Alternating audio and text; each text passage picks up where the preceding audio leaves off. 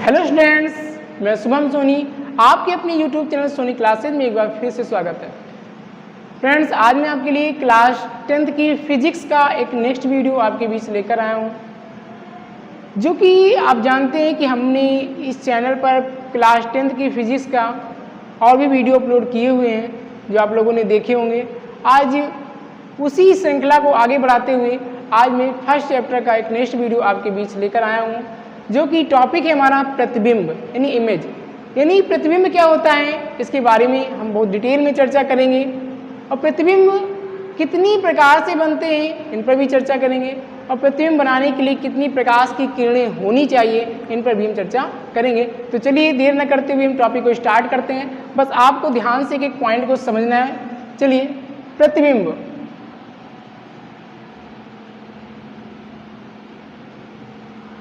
इसको इंग्लिश से बोलेंगे इमेज। देखिए, प्रतिबिंब है क्या। एक्चुअली हम जब देखते हैं कि कभी कभी हम लोग जब धूप में या किसी लाइट के पास खड़े होते हैं तो खड़े होने के बाद देखे होंगे आपके ज़मीन पर दीवार पर एक छाया जैसी बनती है, वही प्रतिबिंब है।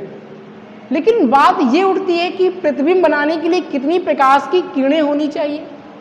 देखिए, बहुत ही इंपॉर्टेंट पॉइंट हम आपको बता रहे हैं, बहुत ध्यान से सुनना। कभी कभी क्वेश्चन यहाँ से भी पूछा जाता है, एग्जाम में क्रॉस क्वेश्चन कर लेता है, तो यहीं से करता है। इसलिए आप कॉन्सेप्ट को बहुत अच्छे से समझना। टॉपिक हम तो पढ़ाएंगे, लेकिन कॉन्सेप्ट जो हम पहले टॉपिक के पढ़ाते हैं उसको ध्यान से सुनिएगा आप लोग। देखिए, कभी कभी एग्जामिनर क्या करता है कि ये पूछता है कि प्रतिबिंब बनाने के लिए कितनी प्रकाश की किरणें होनी चाहिए। तो आप एक बात को ध्यान देना, प्रतिबिंब बनाने के लिए अगर कम से कम की बात कर रहा है, यानी प्रतिबिंब बनाने के लिए कम से कम कितनी प्रकाश की किरणें होनी चाहिए, तो आप वहाँ पे जवाब देंगे कि प्रतिबिंब बनाने के लिए कम से कम 2 प्रकाश की किरणें होनी चाहिए।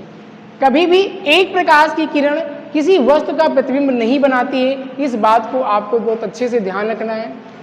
और अगर पूछता है कि प्रतिबिंब बनाने के लिए ज़्यादा से ज़्यादा कितनी प्रकाश की किरणें हों, तो आप वहाँ पे जवाब देंगे कि प्रतिबिंब बनाने के लिए ज़्यादा से ज़्यादा अनंत प्रकाश की किरणें होनी चाहिए। मतलब कम से कम 2 और ज़्यादा से ज़्यादा अनंत। तो चलिए हम इसकी परिभाषा को डिटेल में समझते हैं कि आखिर प्रतिबिंब है क्या। तो एक बात आपको ध्यान रखना है कि प्रतिबिंब की जो घटनाएं होती हैं, आपको मैंने परावर्तन पढ़ाया, तो प्रतिबिंब परावर्तन के कारण भी बनता है।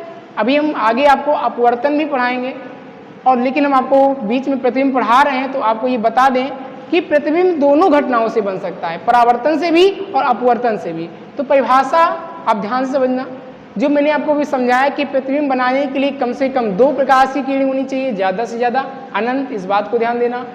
और ये ध्यान देना कि प्रतिबिंब तभी बनते हैं जब प्रकाश की किरणें एक दूसरे को आपस में काटती हैं। जब प्रकाश की किरणें एक दूसरे को काटेंगी तभी वहाँ पर क्या बनेगा, उस वस्तु का प्रतिबिंब बनेगा जिस वस्तु का प्रतिबिंब आप बनाना चाहते हैं। तो ध्यान दीजिएगा, तो हम परिभाषा क्या बोलेंगे, परावर्तन तथा अपवर्तन के तत्पश्चात, परावर्तन तथा अपवर्तन के तत्पश्चात जब 2 या 2 से अधिक, 2 या 2 से अधिक, ये ध्यान रखना, 2 या 2 से अधिक, अभी हमने बताया कम से कम 2 होनी चाहिए, ज़्यादा से ज़्यादा अनंत।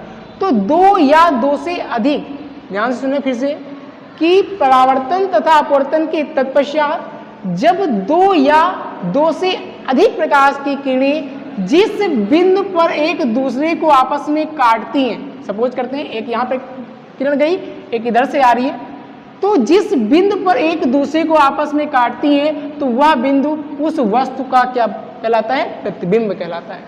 एक बात डिटेल से फिर से सुनिएगा कि परावर्तन तथा अपवर्तन के तत्पश्चात जब 2 या 2 से अधिक प्रकाश की किरणें जिस बिंदु पर एक दूसरे को आपस में काटती हैं या काटती हुई प्रतीत होती हैं, तो वह बिंदु उस वस्तु का क्या कहलाता है, प्रतिबिंब कहलाता है। एक बात आपको समझ में आ गई।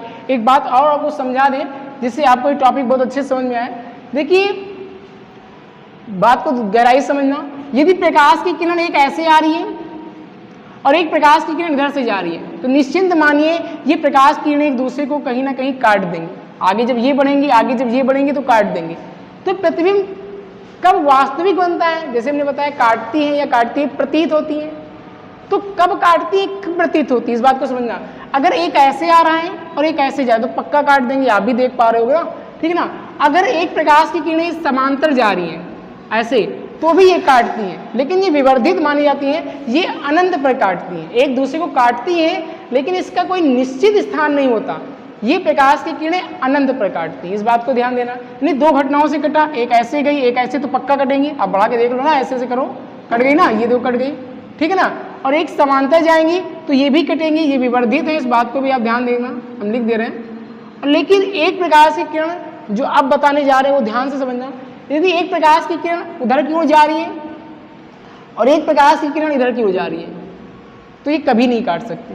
भैया एक भाई है वो उधर मुंह बनाए जा रहा है और एक भाई है जो इधर मुंह बनाए जा रहा है, मतलब एक दूसरे से रूठे हुए हैं, तो क्या कभी एक दूसरे को मिल सकते हैं? नहीं मिल सकते। एक कहाँ जा रहा है कहाँ जा रहा है, रूठ गए हैं, कह रहे हैं एक दूसरे को कभी नहीं मिल सकते।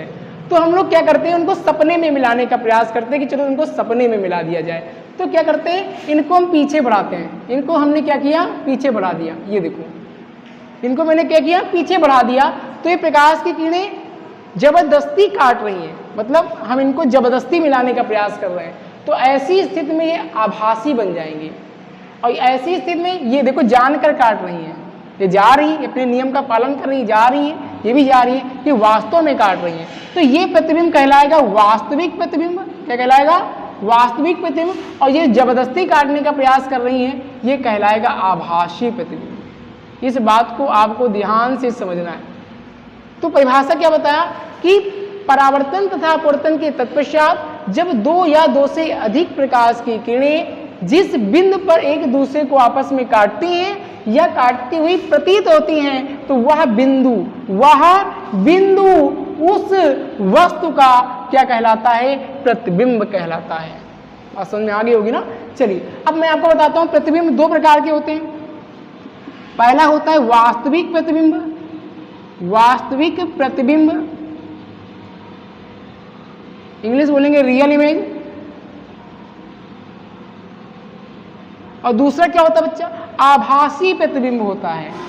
आभासी मतलब समझते हैं ना, जैसे कि देखा होगा रात में 12 बजे के बाद यदि रोड पर अकेले निकलो तो लगता है पीछे छम छम जैसे कोई आ रहा है, होता है ना, तो लगता है कोई है, लेकिन एक्चुअली पीछे मुड़ते हैं तो कोई होता नहीं है, ठीक है ना। लेकिन कुछ लोग कहते हैं कभी कभी हमने देखा सफ़ेद सफ़ेद कपड़ा पहने बाल लटकाए खड़ी थी, लेकिन ये विज्ञान नहीं मानती है, इस बात को ध्यान देना। तो आभासी ऐसे ही होते हैं कि मतलब वो आभास दिलाते कोई छन छन करता आ रहा है, लेकिन वास्तव में होता नहीं है, ठीक है ना। तो प्रतिबिंब दो प्रकार के होते हैं, एक हमारा होता है वास्तविक प्रतिबिंब, एक होता है आभासी प्रतिबिंब। ठीक, इस बात को आपको ध्यान से समझना है।